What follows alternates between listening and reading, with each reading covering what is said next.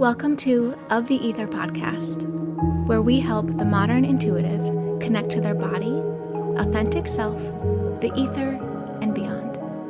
I'm your host, Alyssa McDowell, Holy Fire Karuna Reiki Master and Teacher. Let's go. Today, this episode is going to be a little bit more off the cuff. I've been getting a lot of guidance recently for clients and collective reads about choice. And this is a concept that I think a lot of us struggle with because making choices is hard, or at least making the choice to change can be really hard. Because even though you recognize you need to change or something in your life needs to change, you know what you have right now. You know what to expect. You know how it's going to go. And even if it's not the most ideal situation, you're prepared for it. What you're not prepared for is what could potentially happen if you make the change that you need to make. And that is what feels scary. That very feeling is why people delay making changes. But change is so essential to the human experience. It's essential for our spirits. It is something that comes so naturally to us. I mean, even like evolution, that was steps of change from a science perspective, sure, but nothing stays the same for long. And when you make the choice to stay exactly where you are and not make a change, you are creating this stagnant energy at best. At worst, it feels so fucking uncomfortable and aggravating and staticky, and like you know it's not right for you, but you keep staying in that situation because it's what you know. In the tarot, they have a card called the Tower, and this card comes along when unexpected or very needed change comes along, and the analogy is that you just jump off of the building. In some cases, the person has the choice to make the jump, or if they delay things for too long, sometimes the universe just pushes you off, which feels so much worse, right? When you're forced to do it. And so if you make that choice to take the leap, you will have so much more control.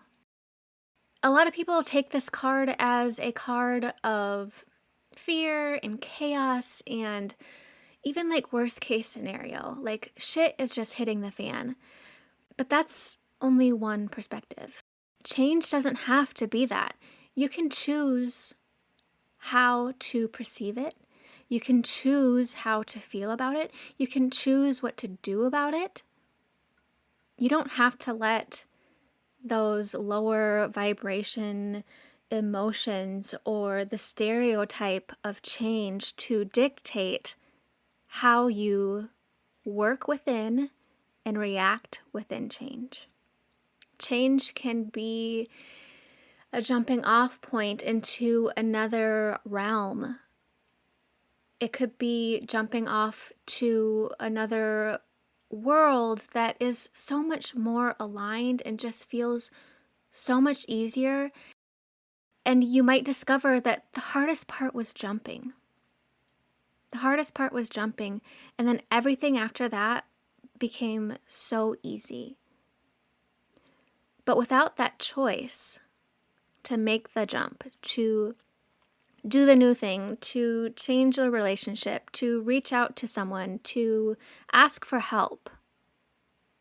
Without that, nothing else can be initiated. It needs that initial invitation, that initial acceptance.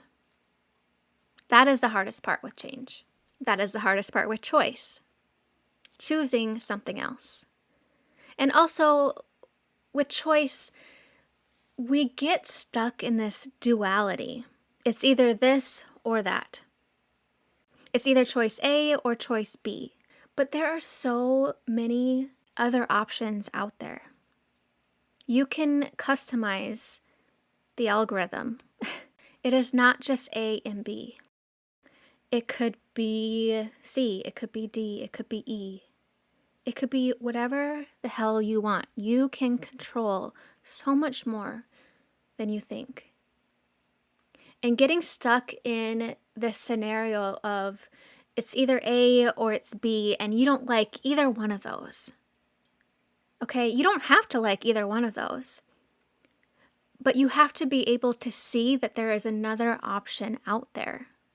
There is another outcome available to you if you can open your awareness to see it. And then say, yes, I want to experience that. I choose the alternative one. I choose what was not plainly seen from the start, and I choose something different. That is what I want. That is what I am claiming. And so when you are making these choices, I really urge you to slow down and really assess what will happen if you stay where you are. I mean, you know what's going to happen. Like you've been experiencing it for how long? And then let's look at what will happen if you make that change. What are all the possibilities that could happen? And sometimes we have to look at being okay if it isn't all sparkly and rainbows, if the outcome isn't sparkly and rainbows. We have to be okay with either outcome because you know deep down inside that you can handle it. I know that seems really scary. I have been there, believe me. But I was explaining this to someone recently about the change they needed to make was feeling their feelings. Stop stuffing them down and trying their best to ignore them, because the act of stuffing them down and trying not to pay attention to them, like you're paying attention to them in the most uncomfortable way possible and for the longest term possible, right? Do you want to get noticed with as little commitment and effort as possible? I get it. Content creation and brand advertisement takes so much time, and you're already doing so much of it. But what if you could reach an audience that matches your ideal client for an entire year by taking only 5 minutes of your time, one time? Doors are open the entire month of December for White Pages enrollment, our registry of professionals within the personal development, spirituality, and healing space, hosted by Kind Publishing Co. Think of this as a phone book listing, but in modern terms, for your business. We house your name, your job title, your specialty, and a little blurb about you and what you do, plus links to your website and main social channel.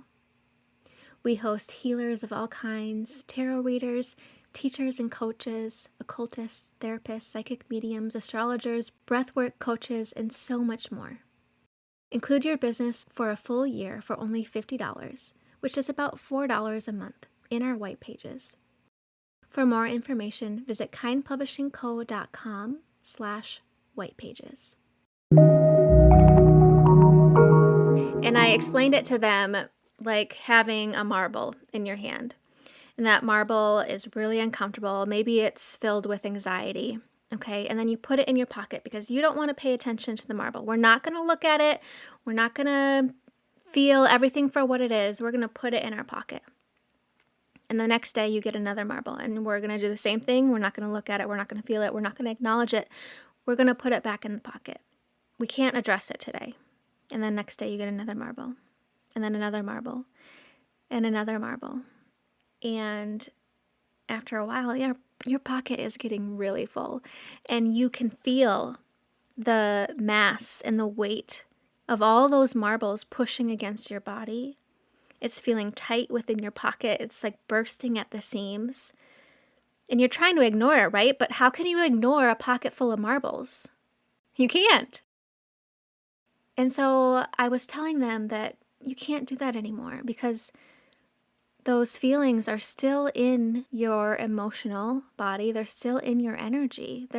They're in the pocket. They're still there. You're trying to ignore them because it's scary to confront them and feel them for all that they are, but they're not going anywhere.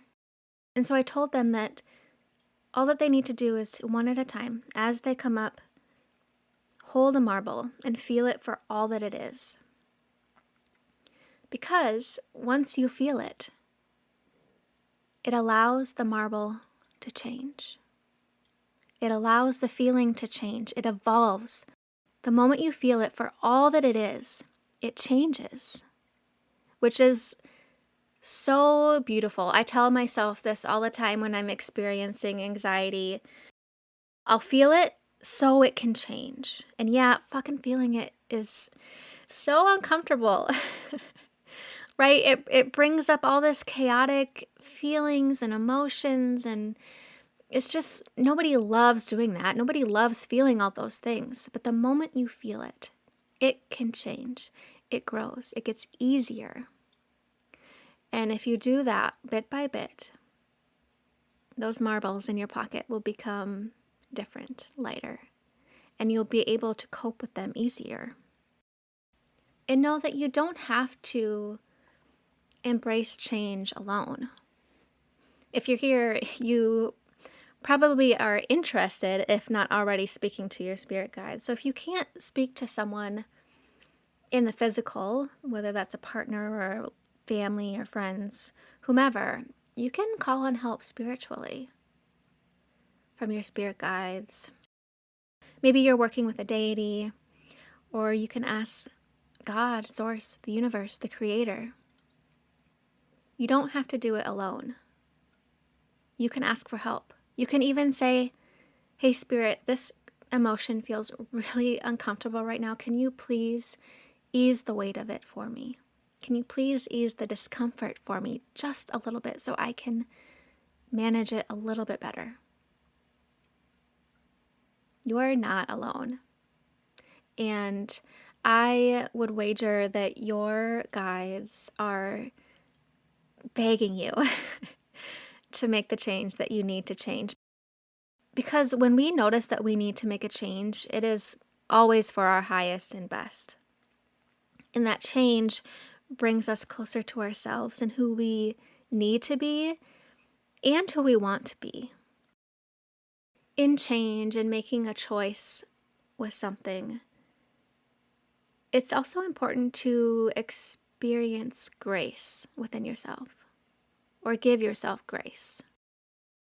I didn't really know what this word meant until I needed to remove myself from a job and employer last year. And I was writing my resignation letter, which was incredibly scary. Like, I was shaking the entire time and contemplating and hoo-hawing over when the right time to send it was and what was the right words. And the word grace kept popping up into my consciousness. And I was like, what does that mean? What does it mean to experience grace? Like, the word felt right, but I had to look up what it meant exactly.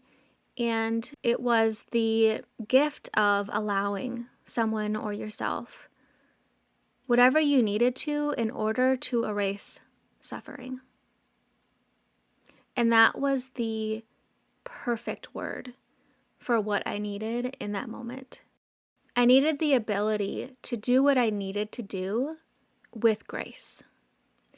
And I recognized that no one was going to give me more grace than myself. I had the power to gift myself with the grace that I needed, with the end of suffering that I needed. And so I took it. And it was one of the best things that I've ever done. So how can you give yourself grace? Does it mean just do the damn thing, no matter how uncomfortable it makes those around you feel? Does it look like asking for help?